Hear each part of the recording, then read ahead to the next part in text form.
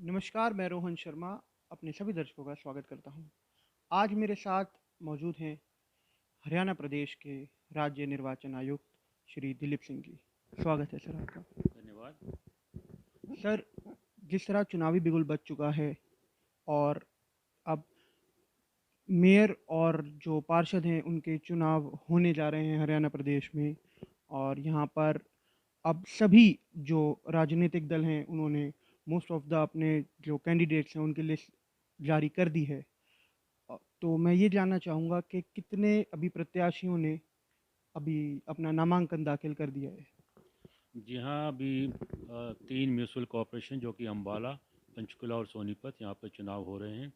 और एक रेवाड़ी में हमारी जिला जो है परिषद है, उसमें भी चुनाव हो रहे हैं, जिसके लिए नामांकन की प्रक्रिया आरंभ हो गई है और 11 तारीख से लेकर 16 तारीख तक इस वक्त चुनाव नामांकन चल रहे हैं। तो हम जो पूरी जो हमारी जो कितने नामांकन हुए हैं अब तक, उसकी जो लिस्ट है वो हमारी वेबसाइट के ऊपर उपलब्ध होती है। जो डिप्टी कमिश्नर भरते हैं तो हमारा ई डैशबोर्ड काम करता है, वहाँ पर उसको देख सकते हैं। अभी वैसे नामांकन की कम होते हैं ताकि लास्ट दिनों में ही जा कर के वो ज़्यादा होते हैं।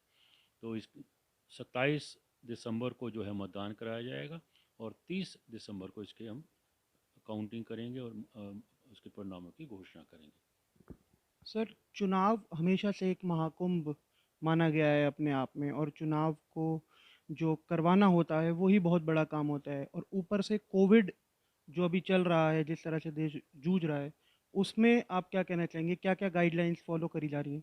क्योंकि लोगों में असमंजस है कि घर से बाहर निकल के वोट डालने क्यों जाएं जब ज़रूरी काम के लिए ही घर से बाहर निकलना है। जी हाँ, क्योंकि कोविड की जो है प्रकोप काफ़ी रहा। लेकिन अभी जो मैं बताना चाहूँगा कि इसमें काफ़ी जो है कमी आई है। और अभी जो है विधानसभा के चुनाव भी हुए हैं हमारे बिहार में, जो इलेक्शन कमीशन ऑफ इंडिया ने कराए। और इस वक्त पूरे देश में पंचायतों के चुनाव और म्यूनसिपलिटी के चुनाव कराए जा रहे हैं। मैं बताना चाहूँगा JNK में हो रहे हैं, राजस्थान में हो रहे हैं, केरला में हो रहे हैं और भी कई जगह पे चल रहे हैं। तो हमने भी अभी ये शुरुआत की है इसकी। और इसके लिए हमने कोविड की बड़ी डिटेल गाइडलाइंस जारी की हैं, प्रोटोकॉल्स जारी किए हैं, जिसका बड़ी सख्ती से जो है वो उसकी अनुपालना की जाएगी। मैं आपको बताना चाहूँगा कि जैसे जब भी कोई मतदान वाले दिन की बात करना चाहेंगे, उस दिन सोशल डिस्टेंसिंग को मेंटेन किया जाएगा। मास्क जो है उसको कंपलसरी किया हुआ है। और जो है जो भी वहाँ पे आएंगे तो हमने सैनिटाइजर्स की वहाँ पे इकट्ठे किए हैं हमने। ग्लव्स दे रहे हैं हम लोगों को, मास्क भी देंगे। और जो क्योंकि EVM से होंगे तो EVM के बटन दबाना होता है, तो हमारे व्यक्ति को ग्लव्स देंगे वो सही करे। और थर्मल स्कैनिंग भी हम करेंगे ताकि जो भी व्यक्ति आएगा उसमें ये पता लगा सकें कि उसमें कोविड के लक्षण हैं या नहीं है। और कोई ऐसी स्थिति आती है कि किसी व्यक्ति को कोविड के लक्षण नज़र आते हैं तो हमने उसके लिए जो अंतिम आवर है 4:30 बजे से लेकर 5:30 बजे तक शाम का, उसमें वो लोग वोट डाल सकेंगे। तो इस प्रकार से जो अंदर पोलिंग करा रहे हैं, पोलिंग स्टाफ है, बाहर जो पुलिस वाले खड़े हैं, इन सब की भी कोविड टेस्टिंग होगी। और वो जो है नेगेटिव पाए जाते हैं तभी उनकी ड्यूटी पे लगाया जाएगा।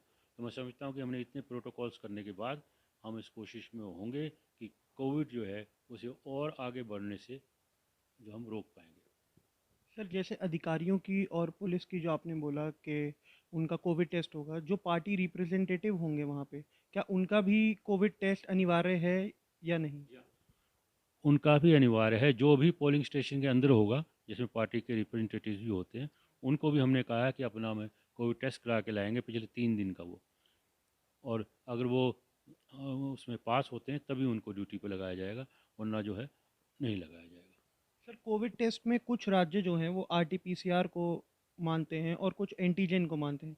तो क्या ये टेस्ट आरटीपीसीआर होगा या एंटीजन टेस्ट होगा? ये देखिए, हमारी जो हेल्थ डिपार्टमेंट है उसकी इसमें ड्यूटी होगी पूरी। तो डायरेक्टर जनरल हेल्थ सर्विसेज हैं, चीफ मेडिकल ऑफिसर्स हैं, डॉक्टर्स हैं, उनकी वैन्स हैं। तो ये निर्णय उनके लिए देखना है कि वो किस प्रकार का टेस्ट करवाना चाहते हैं। लेकिन हमने उन सब की ड्यूटी लगाई हुई है, डॉक्टर्स की। और इमरजेंसी में किसी को होता है तभी उसको किस हॉस्पिटल में शिफ्ट करना है, उनकी मोबाइल वैन्स की ड्यूटी लगाई हुई है। तो ये निर्णय उन्हें ही लेना होगा। सर, सालों से जो राजनीतिक पार्टियां हैं, ऑपोजिशन जो है स्पेशली, वो ईवीएम पर सवाल उठाता आया है। तो इस बार ईवीएम अपनी अग्नि परीक्षा में पास हो पाएगी? देखिए, ईवीएम का इस्तेमाल जो है वो नया नहीं है। करीब 20 साल से इसको इस्तेमाल किया जा रहा है। 5 लोकसभा के चुनाव हो चुके हैं और दर्जनों विधानसभा के चुनाव भी हो चुके हैं, और अब हम इसको लोकल बॉडीज इलेक्शंस में भी करते हैं। तो इसलिए इस यहाँ तक जब हम पहुँच गए हैं, तो अब किसी के मन में ये शंका रखना या आशंका रखना कि इसमें कोई छेड़छाड़ की जा सकती है, वो गलत बात है। क्योंकि ईवीएम जो है, इलेक्ट्रॉनिक वोटिंग मशीन जो है, पहले बताऊं कि कोई आम आदमी नहीं बनाता। भारत सरकार की डिफेंस मिनिस्ट्री के 2 पीएसयूज़ हैं। बीईएल है, भारत इलेक्ट्रॉनिक लिमिटेड है, और एक electronic corporation of India limited, केवल यही बनाते हैं। इसके अलावा बनने के बाद में ये हमारे पास स्ट्रॉन्ग रूम्स में रहती है, हमारे पास रहती है। तीसरी बात यह है कि मशीनें ये नहीं कि हरियाणा के पास है, कल कोई हरियाणा में आज चुनाव हो रहे हैं, उसके बाद कल को मध्य प्रदेश में, तो वहाँ चली जाती हैं। तो ये भी नहीं कह सकते कि मशीन कोई एक जगह पे रखी हुई है, इसको कोई छेड़छाड़ कर सकता है। और फाइनली मैं आपको बताना चाहूँगा कि EVMs are stand alone calculators. इसमें ना कोई ब्लूटूथ है, इसके अंदर ना कोई वाईफाई है। पूरे देश में 20 लाख से ज़्यादा ईवीएम्स हैं। एक ईवीएम दूसरे से बात नहीं कर सकती। तो ये कहना है कि इसको किसी सॉफ्टवेयर से या किसी हार्डवेयर से या बाहर से इसको छेड़छाड़ की जा सकती है, वो गलत है।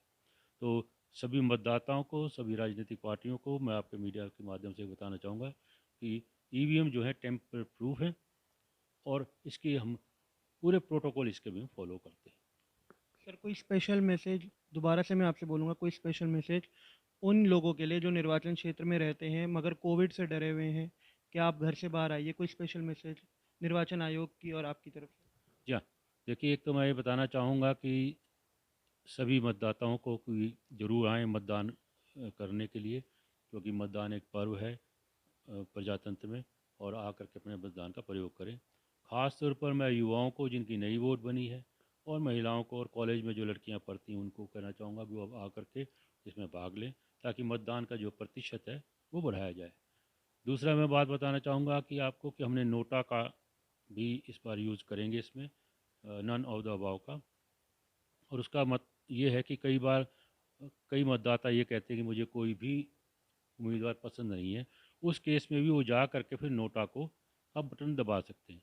तो नोटा जो है, पहली बार हमने हरियाणा में एक ये भी फैसला किया है कि अगर ऐसी स्थिति आती है कि नोटा को सबसे ज़्यादा वोट मिलती हैं, हाईएस्ट वोट जो है वो नोटा को मिलती हैं, तो नोटा को we declare as a candidate, और उसको हम जो है जीता हुआ उम्मीदवार मानेंगे। इससे पहले ये था कि अगर नोटा को हाईएस्ट वोट मिल भी जाए, तो भी उसके जो नेक्स्ट था उसी को ही कैंडिडेट वो जीता हुआ मानते थे। ये पहली बार हमने अमेंडमेंट एक्ट में की है।